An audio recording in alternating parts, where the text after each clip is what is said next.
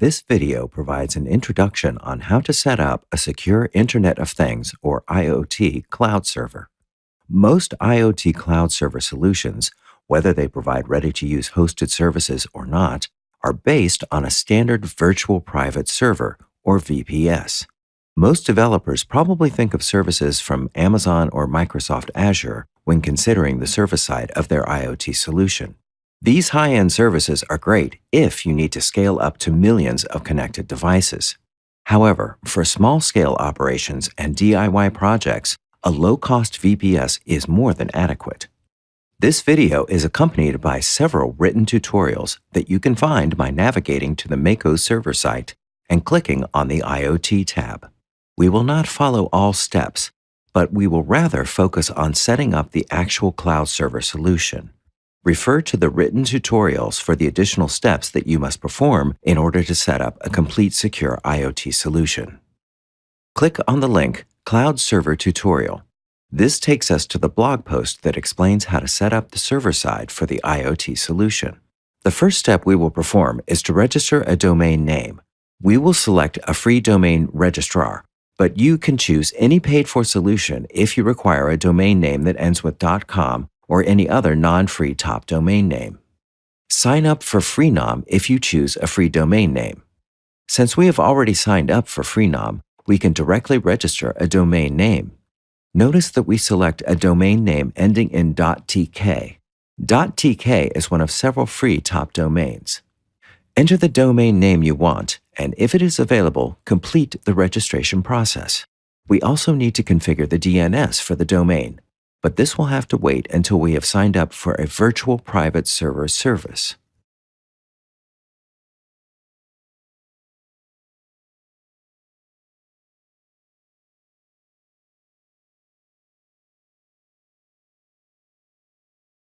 Let us navigate back to the IoT Cloud Server tutorial. Scroll up to the instructions for signing up for VPS service and click the Berry link. The Berry website opens in a new tab. Scroll down and click the Blueberry plan. The host name should be the name you register on the Freenom website. In our case, the name is megatoaster.tk. We will not be using the NS prefix. Thus, you can fill in any name in these two fields, but note that they are required. The password is for the VPS's web-based control interface and for logging into the online server using SSH. On the shopping cart page, click Checkout. On the shopping cart's checkout page, fill in all information and select a payment method. Click Complete Order to finish the registration process.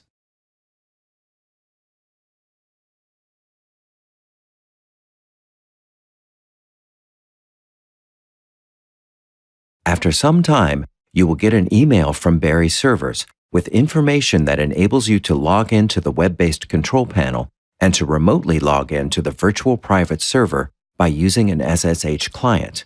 Notice the hostname is set to megatoaster.tk, but this domain name will not work since we have not set up the DNS on the Freenom website. Copy the server's IP address and navigate to the Freenom website. On the Freenom website, navigate to My Domains. Click Manage Domain on the domain you just registered.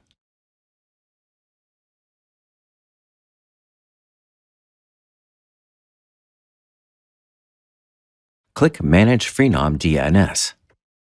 Paste in the virtual private server's IP address you copied from the email. Click More Records and paste in the IP address again. The name field should be www. This makes sure your server can be accessed by either domain name or www.domainname. Click Save Changes. Open a command window and enter the command ping domain name.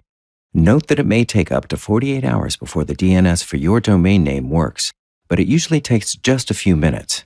As you can see from our test, the domain name is working as it looks up the IP address of the VPS. Navigate back to the email you received from Berry servers and click the Control Panel Access URL. Log into the control panel by using the credentials provided in the email. Click the Reinstall button. Scroll down to Debian 8 Minimal and select it. Scroll down to the end of the page and click the Reinstall button. The reinstallation process takes a few minutes and is usually much faster than the 10 minutes stated on the control panel. Let us navigate back to the IoT Cloud Server tutorial. Scroll down to the instructions for installing the Mako server and the SMQ broker. We will use the automatic option in this video. The exact installation options are explained in the tutorial. All you have to do is copy the commands by clicking the list of commands and pressing Ctrl+C on your keyboard. The next step is to connect to the online server using an SSH client. We are using PuTTY on Windows. Start PuTTY and enter the domain name you registered. Enter the credentials provided in the email you received from Barry Servers. The user is root, and the password will be the password you set when you signed up for the VPS service. Paste in the commands you copied from the IoT Cloud Server tutorial. This will start the Mako server installation process. Enter a username and password when prompted. The username and password protects the WebDAV instance that is automatically configured by the installation script. The installation script creates the file mako.conf. See the Mako server website for more information on the Mako server's configuration script. The Mako server will be running as a Linux background service when the installation script completes the installation. We can now verify that the Mako server is running by using a browser and navigating to the registered domain name. You should see the SMQ LED IoT Demos web control interface. You should see the message, "No devices connected." Let's perform a quick test to verify the SMQ IoT broker is working. We can download the SMQ C Client library and a simulated version of the LED demo designed to run in a command window. The C code can be downloaded from realtimelogic.com. Click on the DOS batch file link to download a script that automates downloading the source code and the TinyC compiler. The batch file automatically compiles the code as soon as it is downloaded. We must make one modification to the code since the SMQ LED example code is set up to connect to Real-Time Logic's public SMQ broker.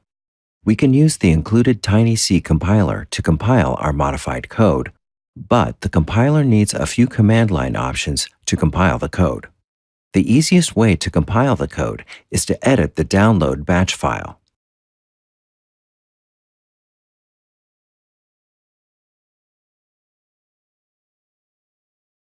Open the batch file in an editor and simply delete the first part of the batch file that is set up to download the code.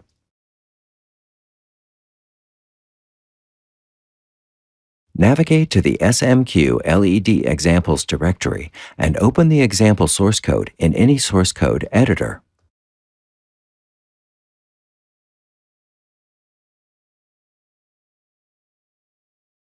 Scroll down to the source code line where the broker's domain name is set.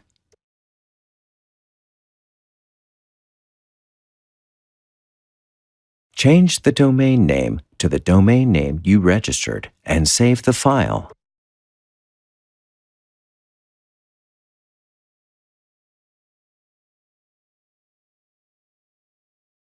Navigate to the directory where the batch file is and run the batch file.